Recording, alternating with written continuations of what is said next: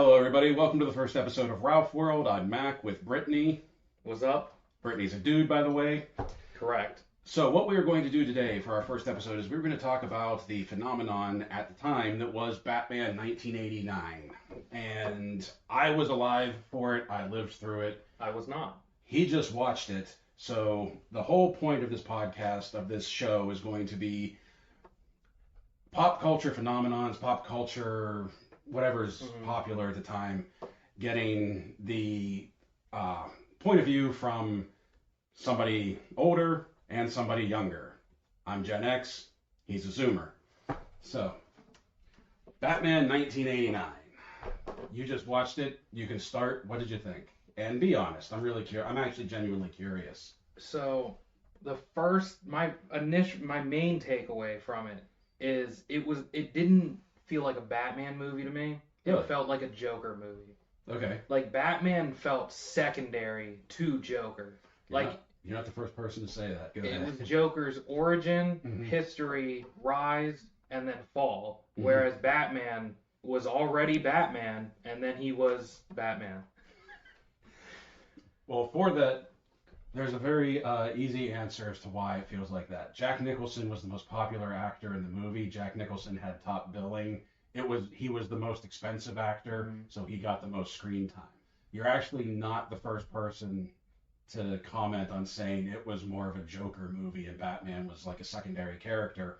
Even in '89, we were like, okay, that was cool, but Joker was on screen way more. But I think, from my point of view on that, I think that helped to add to like the mystique, the mystery of Batman. Like he wasn't on all the time. You didn't always know what was going on with him.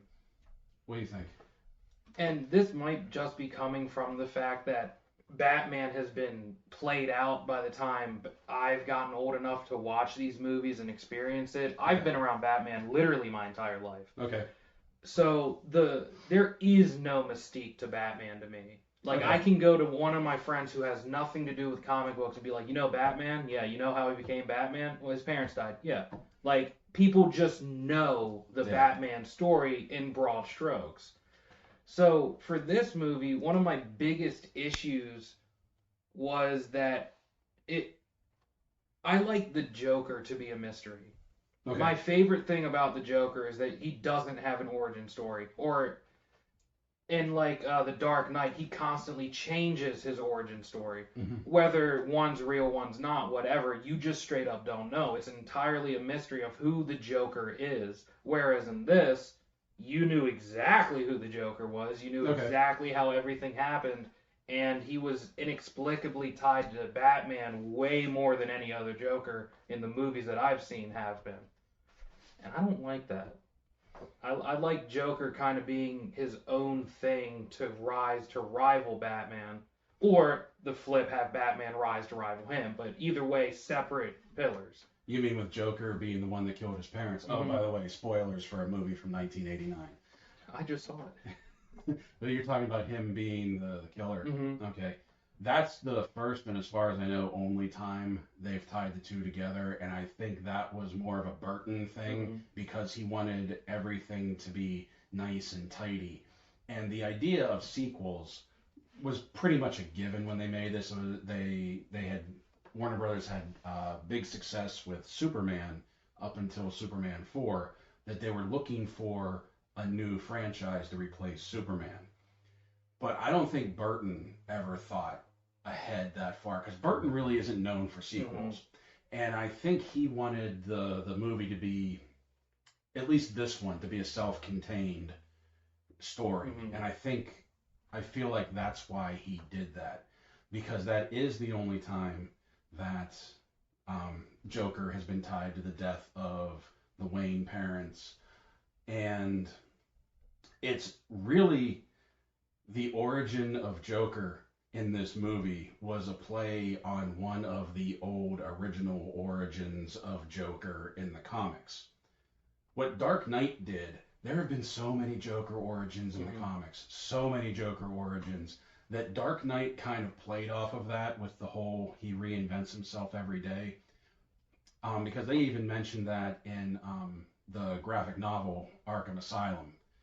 And that idea using all of the old origins, that all of the origins of Joker are all just like basically urban legends, and you don't know which one is the real one.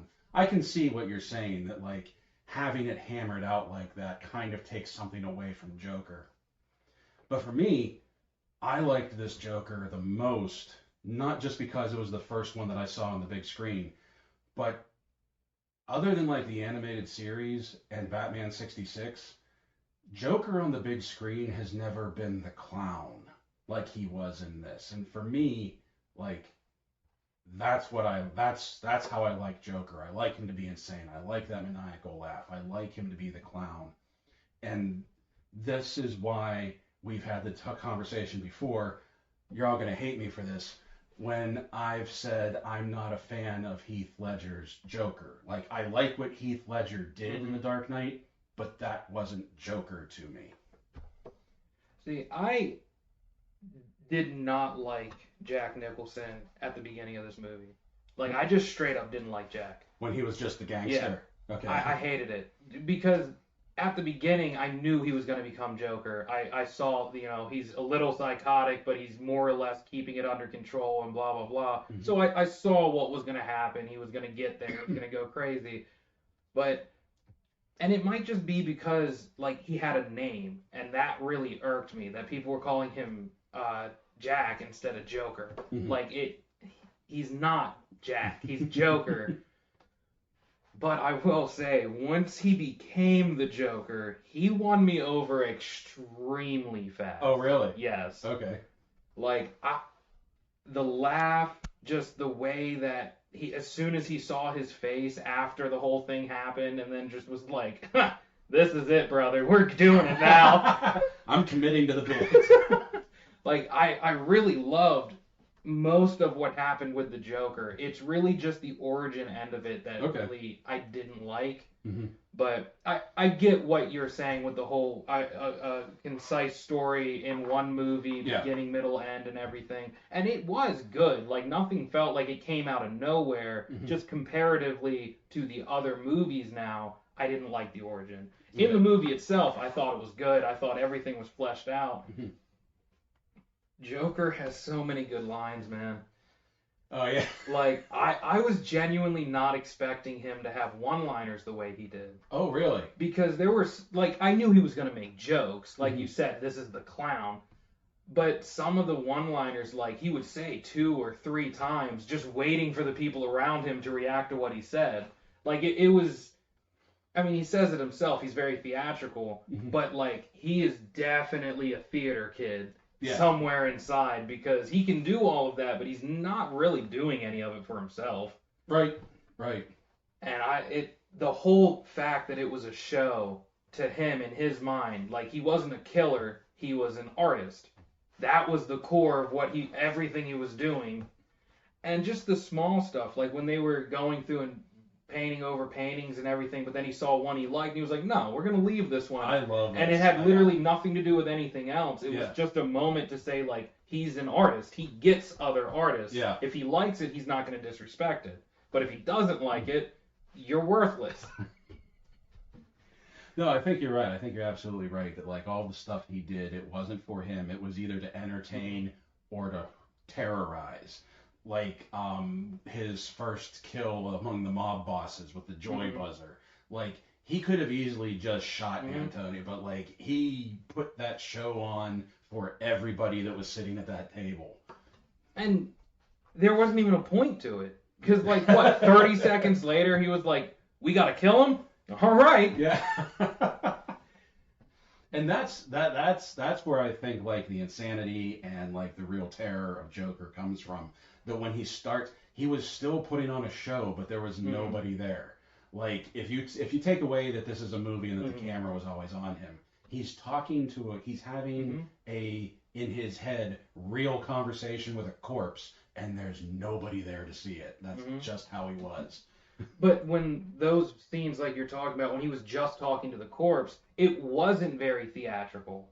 Like, he was still expressive, because he's psychotic. But it wasn't theatrical. It wasn't. It didn't feel like he was putting himself up energy to entertain. It felt like he was legitimately having a internal dialogue with himself to a dead body. That he really didn't go over the top until he like started laughing at his own joke while he was walking out. Yeah.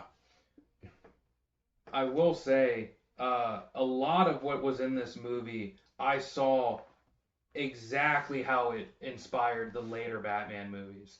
Okay. Like some scenes are almost like shot for shot, which is really cool. Like when he came down on Joker in the Batwing, and that was like, you can see how like the Dark Knight homaged that when he was on the bike. On the bike, yeah.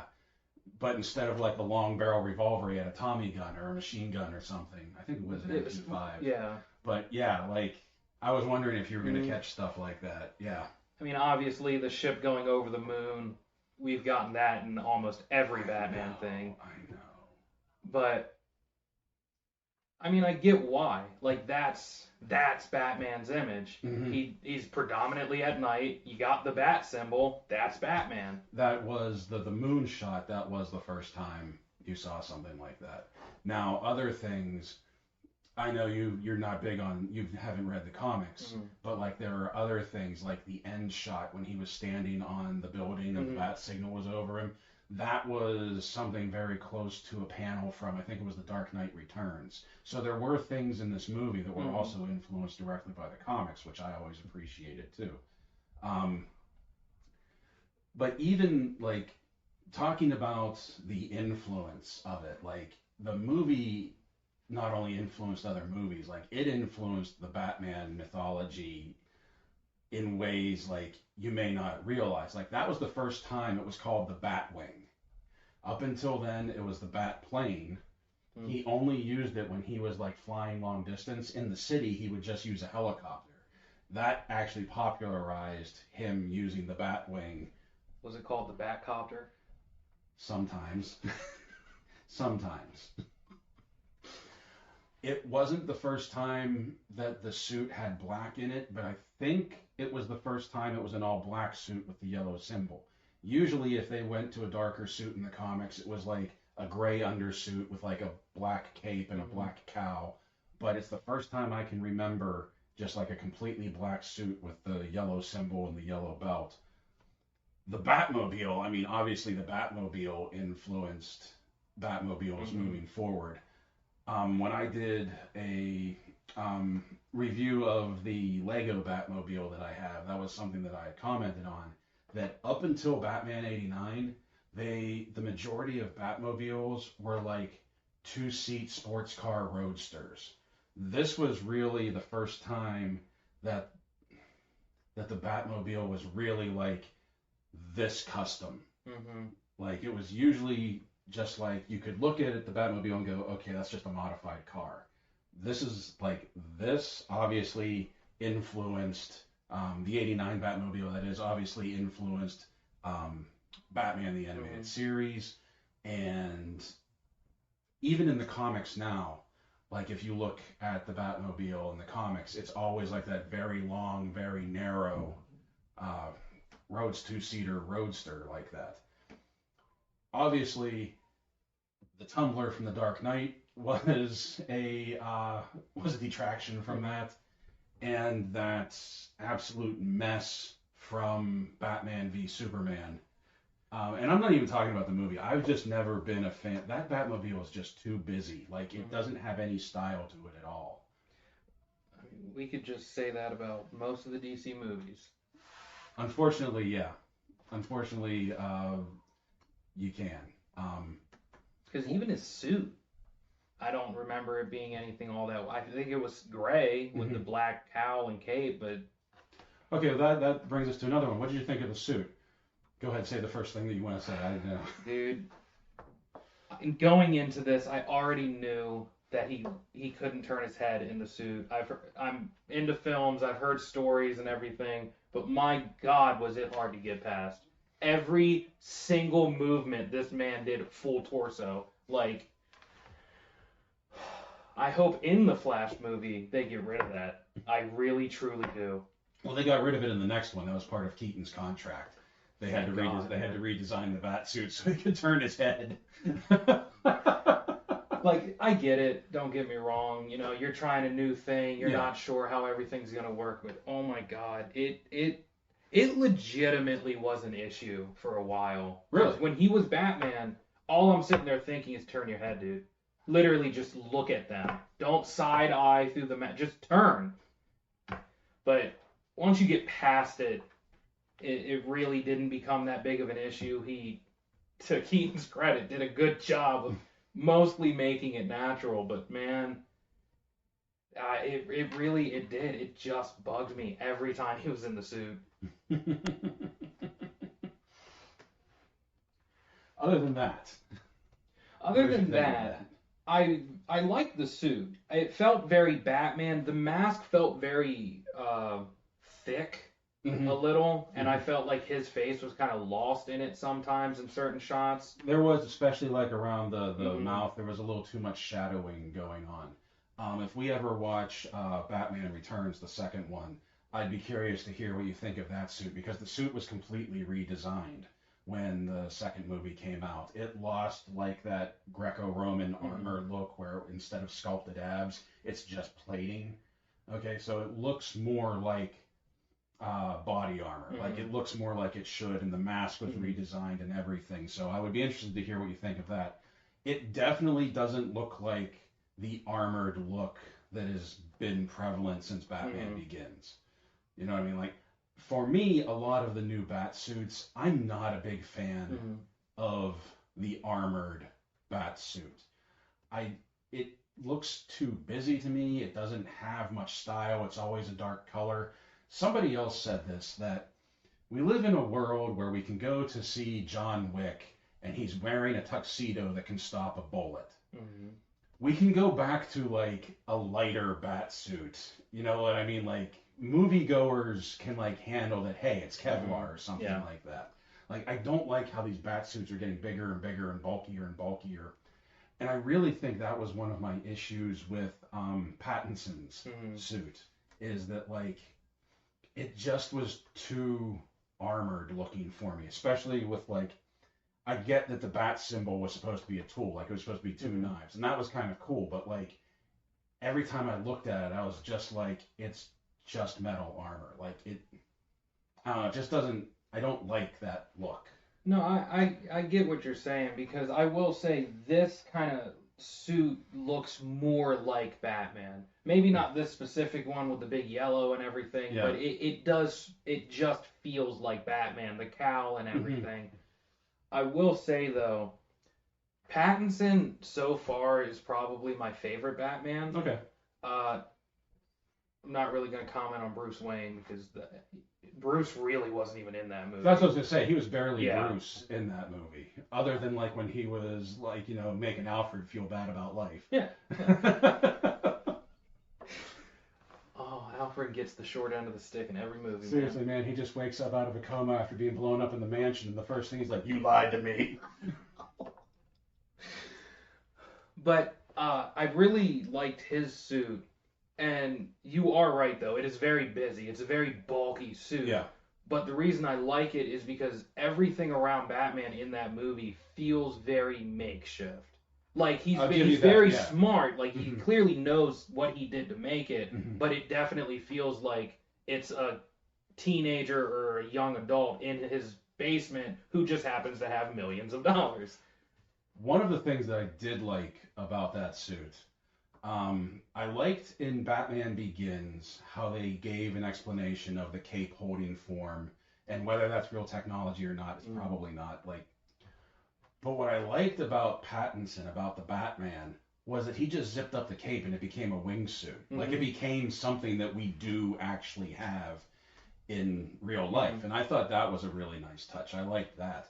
But then, like, it goes back to the whole armor thing that it kind of took me out of it, because I was like, that's a really heavy suit. Yeah. And maybe I'm overanalyzing something for what is essentially like, you know, a comic book. But I don't know, like, I think it just keeps going back to, like, I'm not a big fan of, like, it's almost like they're chasing Iron Man to me sometimes. Yeah, no, I get that. And especially with the mentality that some people have that Batman has to stand on the ground of Superman and Wonder Woman and everything. And I get when you're in that perspective, Batman's gonna be in a very heavy suit. He's going up against Superman. Right. But, like, Joker, Yeah. all he's gonna do is shoot you. Yeah. Like it's not.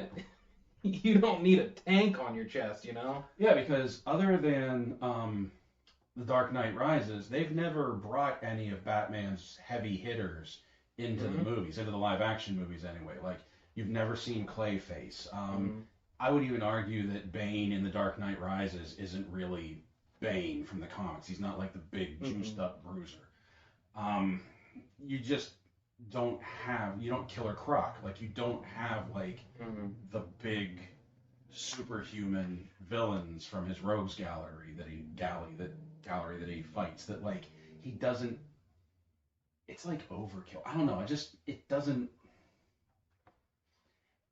it takes away, I think, something from this dude is out there like risking his life, you know what I mean? Like it's, if you know he has a suit that's going to protect him from everything, like that danger element isn't there. One of the things I liked about Batman 89, is that this was before the idea that Batman had to be perfect at everything. And I do think Batman Begins did a good job of that, and I do think the Batman did a good job of that, because like when he wore the wingsuit, he smacked off a bridge. Okay, like, but in Batman, like, he was getting beat at certain points. Like in the Belfry fight, you even said, this is the only dude that's like really beating Batman. Yeah, man. Like up until that point, Batman took hits and everything, but it never really seemed to affect him. And then this one guy started just punching the crap out of him through some stairs. And Batman's just like, come on. Although I think it would be remiss not to point out the guy who tried to jump Batman and immediately just fell through the floor. That wasn't planned. That dude just had terrible luck and died.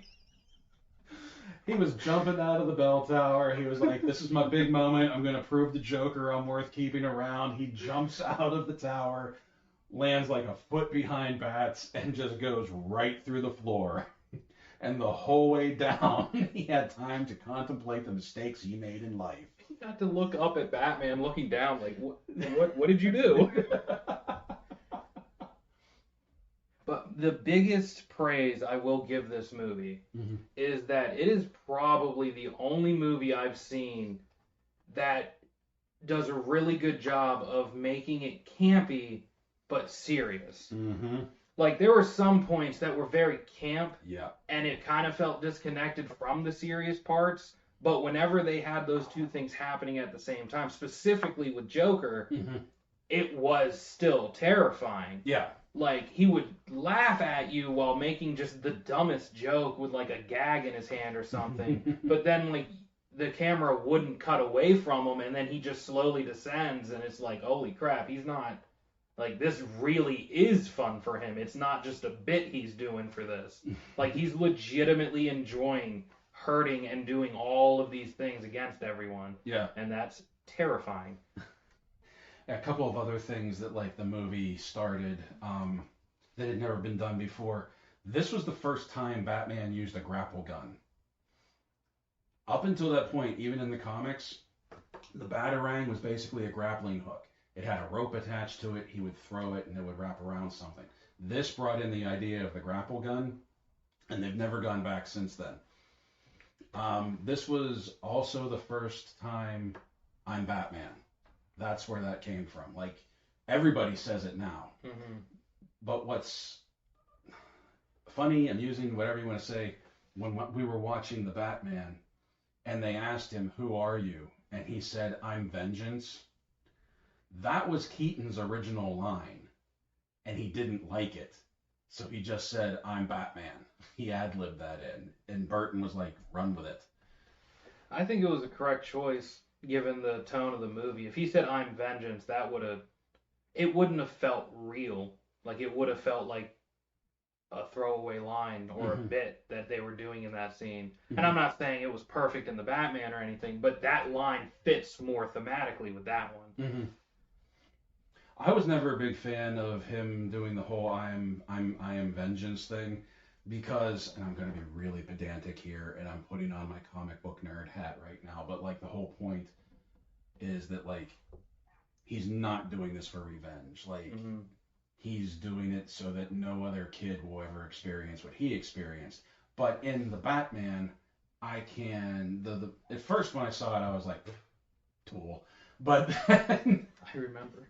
but then after watching it and understanding where he was in his career as Batman in his life, like he hadn't really come to grips with his parents' death in that. Like he hadn't actually become Gotham's protector at that point. He was just a rich dude with anger issues. Like so after I saw the rest of the movie and I realized where he was in his journey as Batman, it was kind of like I get it now. I understand why they did that. And I remember even saying something similar to you, that one of my favorite things about the Batman was that it was an origin story, but it wasn't the stereotypical, like where he got the costume, where he got the car, how Alfred felt about it, how he set everything up. It was more so the origin of the ideology of Batman. Like he could put on the outfit and go out and beat people up every night who's mugging other people, but that there's no real change to that. He might as well just be a cop. But towards the end of the movie, when he finally understands what Batman needs to be, and it's more than just a fighter, like he gets in the water just to help the little girl out, solely to give them hope for the first time in this city, who, just like in 89, it's just overrun with crime. Yeah. Not that that's different from any other version of Gotham. But it just became more than him. Yeah. And I think that was the first point in the movie where that became a realization to everyone, including Batman, that it was more than just a fighter. It's more than just a suit you put on. And I don't remember the movie as well as you do, but correct me if I'm wrong. At the end, when like the Salvation Army, the National Guard was coming in, and they were getting the survivors out rescuing people. Wasn't that the first time you actually saw him in the daylight too, with people around? Because I know you saw him like at dusk on the tower with Catwoman and then Gordon, but like that's the first time in the movie you see him during the day, isn't it? I've never noticed that, but now that you're saying it, I'm pretty sure. Because as the movie goes on, a lot of the night scenes, like you said, especially with the one with Catwoman, it's like at dusk. You're starting to get daybreak with Batman, but it's not. He doesn't get it there. Either it's going down, or the sun's going down, or it's coming up. Yeah, but it's never like full daylight. And I thought, I'm pretty sure that when he was helping the National Guard and he was helping to rescue people, I'm pretty sure that's the first time you see him during the day as Batman. I'm like 90% sure if I'm remembering correctly. If not, it's right around that time. Because even the dude whose head blew up that he tried to save, that was at night. That was like a fundraiser at night or something like that. Or at the very least, it was in a building. Yeah. So. Yeah.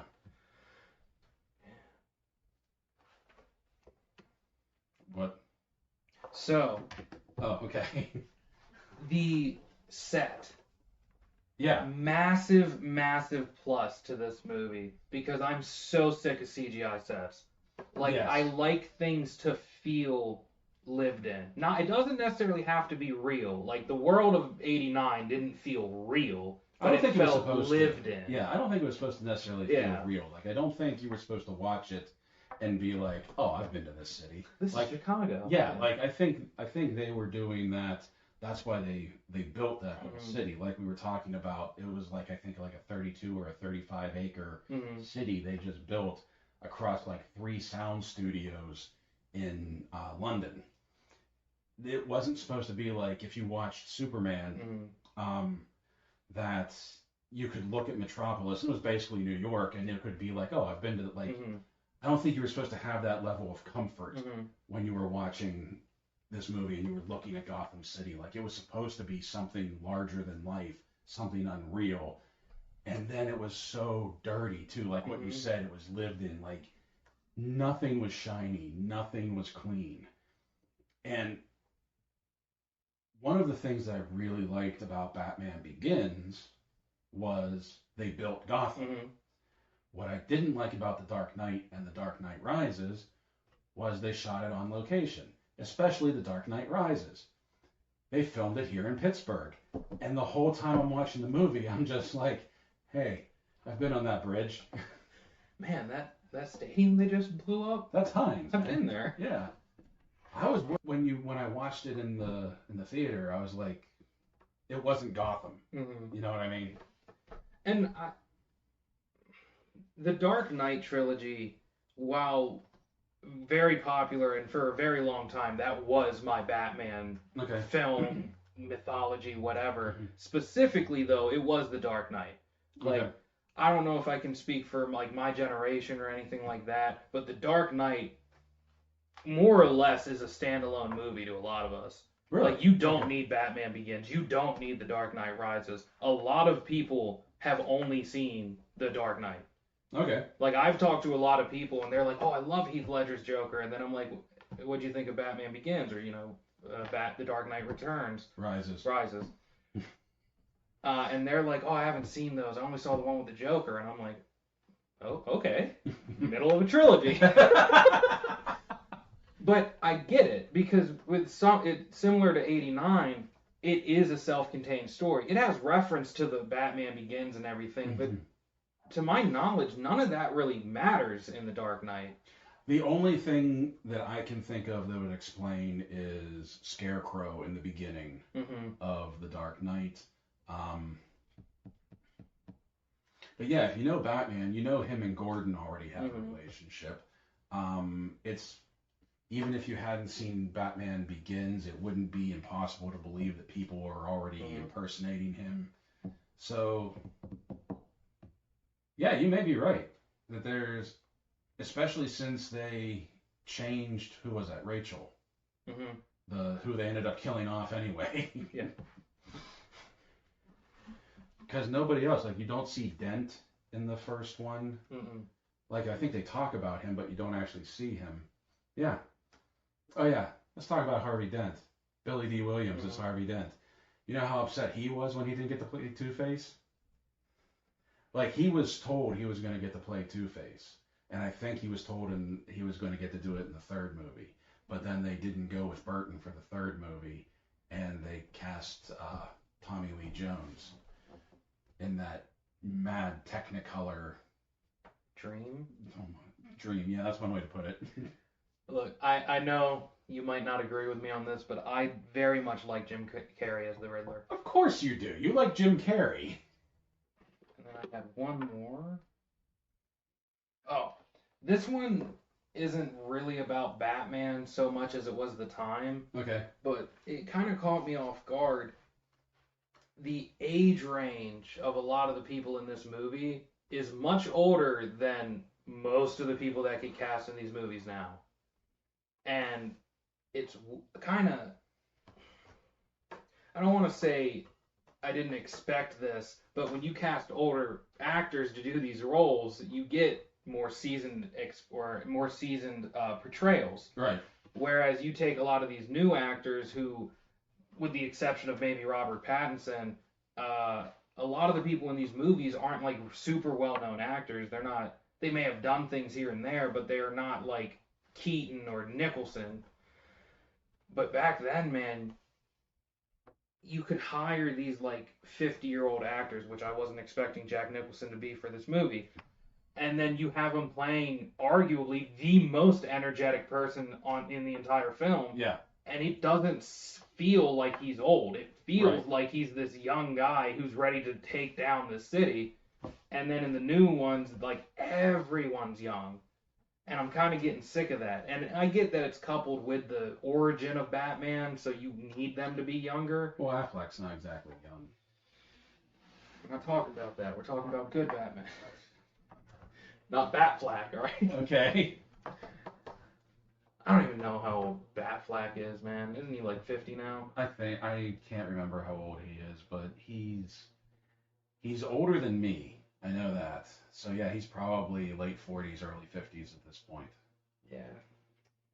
He needs to not be Batman again. Anyhow. I'm getting jaded. I apologize. What's interesting about what you just said is that, like, Keaton was not an A-list actor. at the time when he got cast.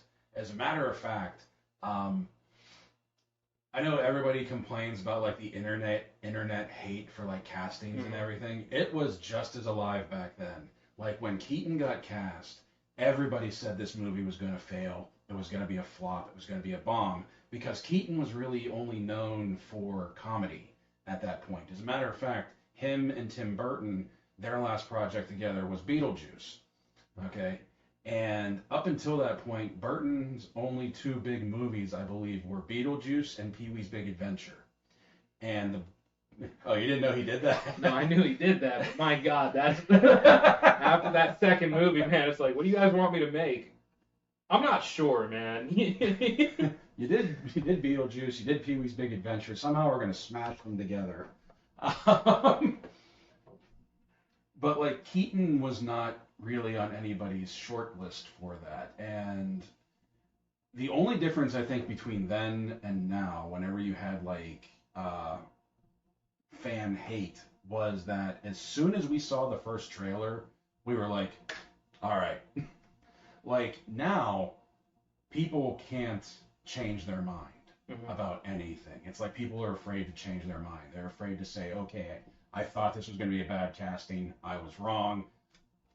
Let's do this. Or the opposite, this is a perfect casting, then they do like a horrible job, but they're afraid to like change their mind about that. When Keaton got cast, like I said, right up until the first trailer, everybody was against it. But then when we saw the first trailer, we saw him in the suit, we heard the voice. We were like, I'm not saying it happened overnight, but you know, Batmania happened. It was a very real thing. It was such an experience to be a part of, but we'll get to that in a second because I think you had something else you wanted to mention. Just to your actor thing, I remember Gal Gadot was not anyone's first choice for Wonder Woman. This is a point. This is a good point, yeah. And that was one of the few times I can remember someone actually winning against that. Yeah. Like, she was cast, no one liked, or I shouldn't say no one liked it, but people weren't for it off the bat. And then the movie came out and people were like, you know what? This woman's Wonder Woman.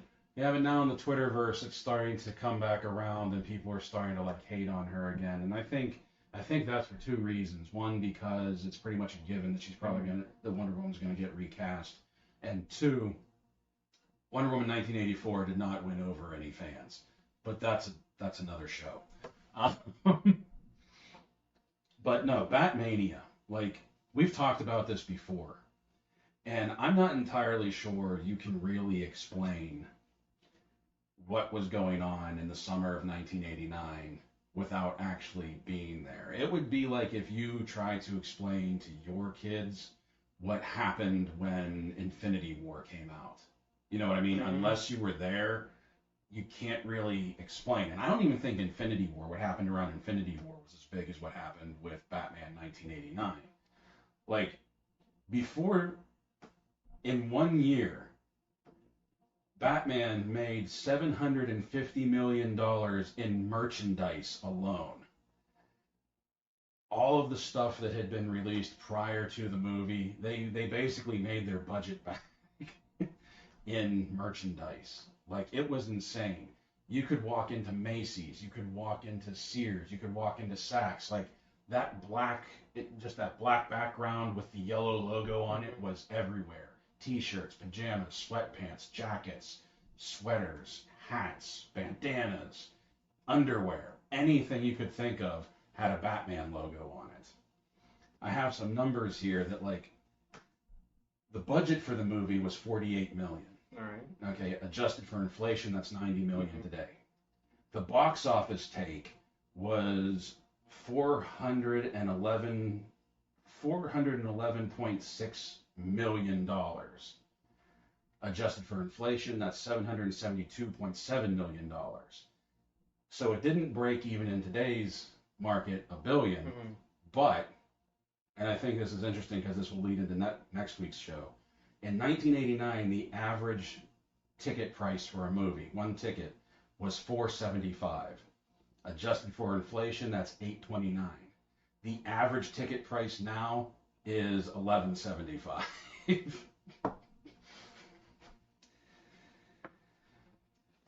But like the merchandising was everywhere, and not just for like all of the things that I had just talked about. Like they even started reprinting old Batman comics. They were putting together like anthology books and just selling them for like people that were like getting into the comics.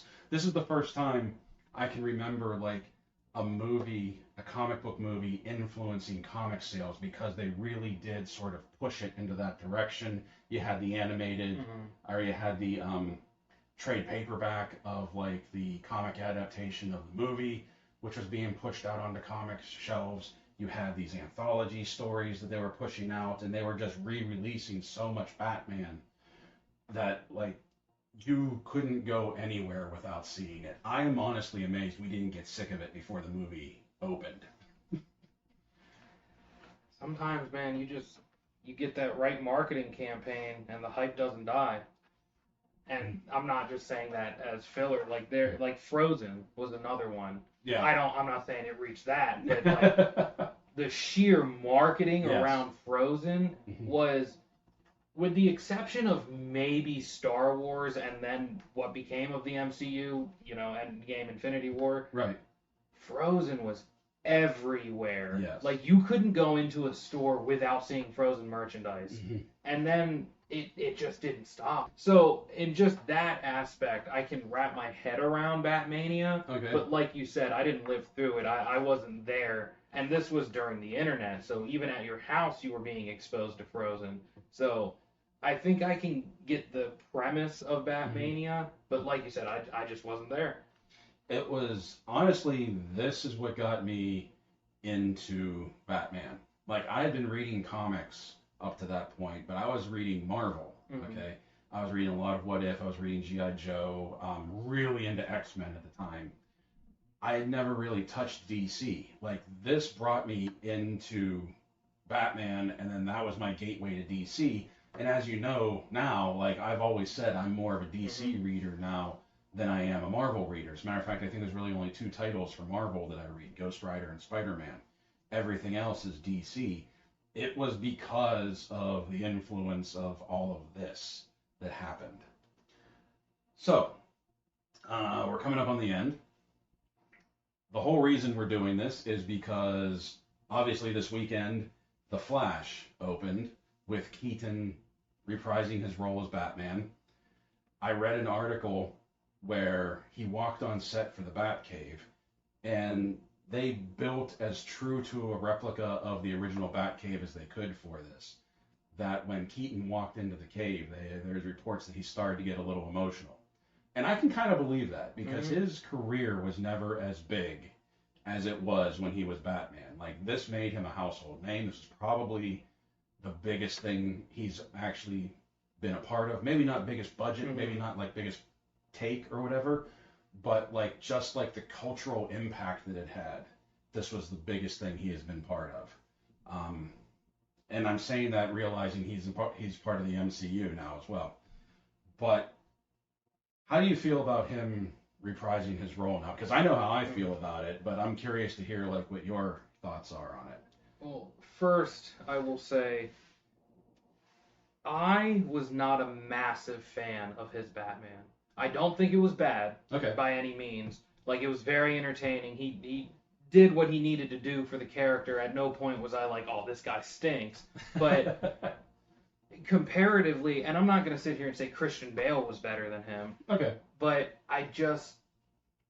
he felt lacking in a lot of ways to me. And it might be because it felt like a Joker movie to me. Like, Bruce Wayne felt almost completely irrelevant to this movie. Like, in my head, if you cut out every Bruce Wayne scene, within reason, like he's researching and everything, not in the cow, but if you took out the Bruce Wayne scenes, I feel like the movie would still more or less play the same, and it's because it's predominantly about the Joker. And I understand plot-wise it wouldn't work, but just he didn't do much for Bruce to me, and then that led over to him not doing much for Batman to me. again, I didn't hate him. I didn't think he did bad or anything. I'm excited to see him do it again. Okay. I haven't seen Return yet, but I was about to say, I really feel like at some point we should watch Batman Returns. It as big as much as we've been talking about Batman, and as big as Batmania was, and like everything that it did to the society, to culture, to comics, whatever. I think Batman Returns is a better movie. I think it's sorely underrated. Um, I think it got a bad rap at the time because Warner Brothers let Burton just be Burton, and like it kind of wasn't a kids movie anymore at that point. But Batman Bruce is a much larger role, and without getting into too many spoilers, you get to see in this movie how he's working towards the same ends, but how he's doing it as Bruce and how he's doing it as Batman. Kind of like Bale, honestly, like how like he was using both personalities towards one end. He kind of does that in Batman Returns. I think that movie. I'm not going to say it would fix all of the issues or cover all of the issues that you have, but I'd be curious to see what you think. What you'd think of that after seeing it with what you just said. And as weird as it might sound, even without having seen this movie before, I've been aware of it. I know, you know, the Joker, Jack Nicholson. I know Keaton was Batman. Like, I've seen clips from it. My God, the amount of memes from this movie. I'm aware of it very much. I just never, I just never sat down and watched it. But without having seen any of it until today, I was actually excited to see him in the trailer. Oh, really? Like, when I saw the trailer and he turned as Batman, I was like, oh, dude, okay, Keaton's back.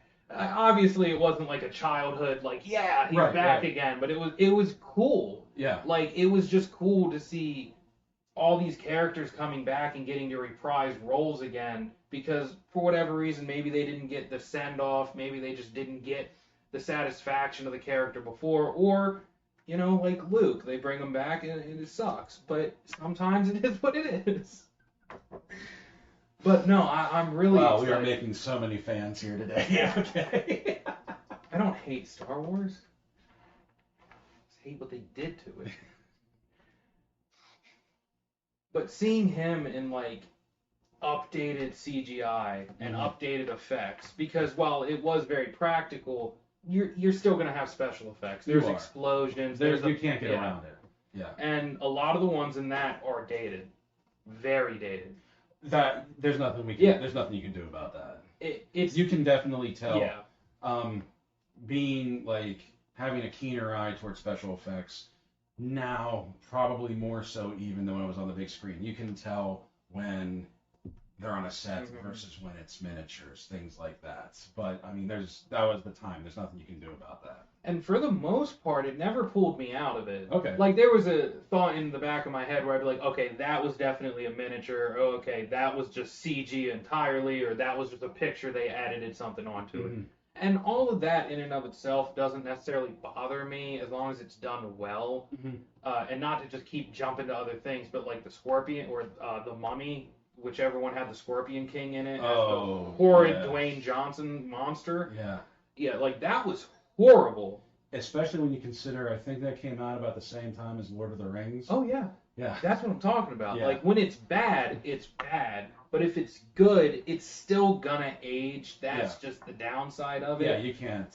But if you make it fit in the movie, I don't think it'll pull people out as much. Okay. And that's the nice thing about a lot of the new comic book movies, I think, is a lot of them just look good. It looks very fluid between CG and practical. Not that all of them have that much practical, but the ones that have been pushing more towards real sets again, they are starting to look better. Having said that, like another one that's coming up that I'm really looking forward to and I really want to see how it's done is Blue Beetle. Did you see the trailer for that?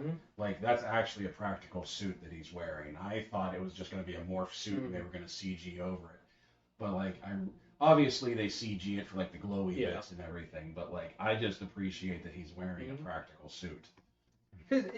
it just gives everyone something to touch, something to react to. Like, if Jack Nicholson didn't actually put on the white face and everything and it was just CG, you're gonna sit there and look at him on set and be like, well, this is just Jack Nicholson smiling at me.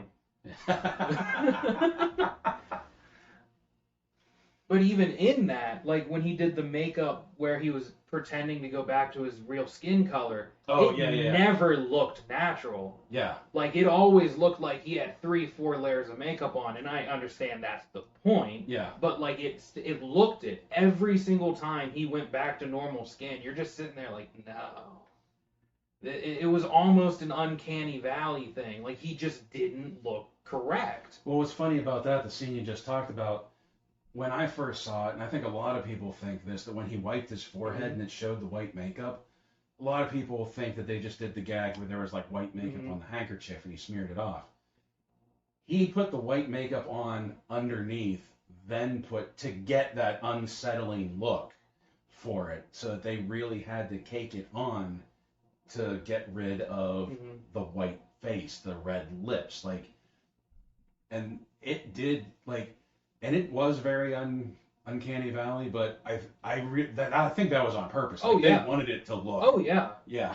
Because every single time he did that skin that way, it was for a specific performance. And then as soon as that performance was done, he was almost immediately wiping it off somehow, some way. I've taken off my makeup. Why haven't you taken off yours? Yeah. I'm really pumped to see him return in The Flash. I have no illusions about it. This is going to be a send-off.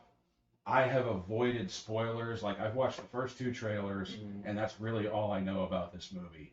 But a part of me, and this is not spoilers, this is just my theory, a part of me thinks that he's going to die. I can see that. I really do. I think a part of me thinks that he's going to die, and this is going to be his send-off to the character. There are some other things that I've noticed from the trailer that I think they're putting in the movie, and I don't want to talk about those until after you've seen Returns, because a lot of the stuff that I'm theorizing actually ties more into Batman Returns than it does into Batman. But I had no illusions that this was going to be DC's next Batman. Like, when I found out Keaton was reprising his role, I was like, okay, there's a reason they're going to do it this way. It's going to be a one-off. He's not going to be the new Batman. No. I'm more curious to see the role he would have played in Batgirl if that movie had been released, because I would be curious to see how, if it was actually the same character, and like how Batgirl and Flash would have connected somehow. But no, I would not be surprised. I don't even think I'll be disappointed if they kill him, as long as he doesn't go out like Kirk. I don't know if you've... Under a bridge? Yeah. Oh, yeah. But, no, I'm very excited. Because when you had Batman Returns, at the end of Batman Returns, there was promise for a next movie that never came. So I kind of feel like, even if they do kill him, this will close the loop on this version. Especially since it's the same Batcave, it's the same Batmobile. The Batwing is different, but I think you know why. They done blew it up. Yeah, and was completely ignored. Yeah. But even the Batwing in this, like when you see the trailers, like I told you, like the Bat plane, before it was the Batwing, was a larger jet that was meant to fly long distances. It kind of looks like that's what the purpose of it is in this, because you have all 3 of them in it. No, I think it's going to be cool, because even if they do kill Keaton or his Batman in this one, to my understanding, this Flash movie is supposed to be a hard reset for DC, at least the movie universe. Yeah. And I think bringing Keaton back is a very big play just to get back into people's good graces of DC. I have no doubt about that as well. I do not doubt that as well, but also I don't care. That's why they're doing it. Well, I just want to see it. I think with that being the reason that they're doing that, they're going to try to take care of the character. Yeah. And if that means he dies and ushers in the next Batman, or just somehow ignites what comes next, I think that in and of itself will be enough for people. Because if they're bringing back Keaton and they're doing it to bring back people that remember that, they're not going to want to screw it up, because then all they'll do is just alienate more potential fans. And let's face it, as much as I hate to say it, because I am more into DC, and there have been some movies that I like, it hasn't had a real good track record. It hasn't. Like, you had Wonder Woman, which was great, and then you had Wonder Woman 1984. You know, you had Shazam, and then you had Shazam Fury of the Gods. Oh, and you had Black Adam in the middle right there, too. So. Yeah, we did have Dwayne Johnson, the movie. Dwayne Johnson playing The Rock, playing Black Adam. Batman and Joker, they... Oh, okay, the two movies. Yes, yeah. The separate ones. That those are, as of this moment, and to my understanding, they're still separate movies. They're not at any point going to cross. Right. As of now. They're even in different time periods. Yeah. Like, doesn't Joker... I haven't actually seen Joker. I know. Doesn't Joker, like, take place in the 70s or something? I honestly couldn't tell you. But I don't think this takes place in modern day. Which this are we talking about? That's true. That was not clear. Batman. The Batman. No, wait. You mean The Batman with Pattinson? Yes. Or, okay. Pat Bat. Yeah. Pattinson. That was the other one. It doesn't take place in... I thought it did. I don't know, man. It's Gotham. Like, it just feels old. It honestly might be modern day. I don't remember them having cell phones. You know, one thing I really loved about that movie, and like, I wasn't the biggest fan of that, but like, I really liked the Batmobile was just an old school muscle car that was souped up. That was cool. Because that, like, as much as I really adore, like, the 89 Batmobile, there's something about the Batmobile just being this souped up muscle car. You know what I mean? Like, there's nothing special about it other than it has a really big engine.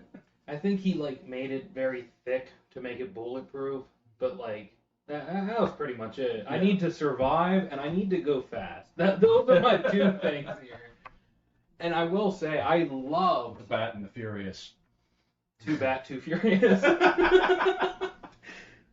I love that it didn't show up at the end, though. Like, the entire movie, every time you're in the Batcave, either a part of it's uncovered or there's pieces in the background. Like, you see the car that's there. You see that, like, he has it, he could pull it out. But, like, maybe it's not done, maybe he didn't finish it yet, so he just keeps it back there until he has to use it. Because this just kind of showed up, man. I'm not going to lie. This straight up just showed up at the end of the movie. And what you said was a good point. For as popular as the Batwing was, it's not in it very much. I think that the popularity of it came for two reasons. One, it just looked really cool. Above and beyond everything else, it looked really cool. Had that homage to Star Wars in there when the targeting computer came out. And two, the moonshot. Truthfully. Like, the Batwing that is out for Flash, I feel like looks more like a live action version of the Batwing from Batman the Animated Series. You know what I mean? Like, I think that it looks more like that than it does the 89 Batwing. And like, the purpose of the 89 Batwing was just to be like a small compact fighter. Which doesn't make much sense for Batman when you think about it. It was designed for a very specific purpose, strafing the ground. But like shooting around a clown. Yeah. But like this one and the one from the animated series, I feel like actually served more of a purpose. It was basically a transport rather than anything else. And like I can't remember what it did in Batman v Superman. I remember it was there. I've watched Batman v Superman. Yeah. it, and I'm not gonna sit here and try to take a pot shot at it. There are very valid criticisms, and people on the internet have beat to death this movie. Don't add us, people. Okay. But it very much just felt like we're just gonna take things from any Batman story and we're gonna give it to him. Batwing, sure. Bat Tank, sure. He's gonna kill Superman, why not? Martha, great. Like, just threw everything Martha was at him. not great. No part of his Batman just felt cohesive to me. That's actually probably the best way I've heard it described. Like, I think that's what I've always been feeling, but I never described it that way. You're absolutely right. There was no cohesion from start to finish of that movie. And I feel that kind of carried through into Justice League. Mm-hmm. I know you didn't watch the 4-hour. I did not watch the Snyder Cut, no. I did, because I figured if I was going to hate on it, I had to at least know about it. That's my mentality when it comes to Star Wars. Okay. Yeah, let's not talk about this anymore. All right. So you're excited to see him in The Flash. Mm-hmm. I'm obviously excited to see him in The Flash. I'm expecting that this is going to be Keaton's send-off, and as long as it's done well, I'm not going to have a problem with that, because there's nothing worse than a really weak send-off to an old hero. Let's go. On. So we'll see what happens with that. And on the bright side, he already has played second fiddle in one of his own movies, so he's used to that. But that's the other thing I'm curious about. Like, and I realize they're just trailers, but the trailers really make it look like he's not second fiddle in this. Like, it looks like it's going to be him and Supergirl, and Barry just happens to be there. I feel like it's going to be a half and half movie. Like, it's going to be Barry's first half, and then it's going to be Batman's second half. I'm excited to see Keaton. I'm 50-50 with Barry. And it's not because of anything he's done or anything like that. Just the character himself hasn't done much in the movies, really. He's made some really dumb jokes that didn't make sense because of how they edited the movie. But... Oh, well, then you have to see the 4-hour snot. We're not going there again. We're not going there again. All right. So, before we wrap this up, next episode is your topic. You want to tell them what it is? It is just things that are changing in the movie industry. Specifically, I want to address the decline of the appeal of a movie theater, and then the just diminishing voice actors in popular film. Okay. Smooth. It's the first episode, folks. Sorry for the rough images. But thank you for listening. Hope you enjoyed this. Thank you for watching. If you're watching this on YouTube, you can find me at Brickentire on YouTube and Instagram. I am Uncle Britt on most things. And this has been Ralph World. See you, everybody.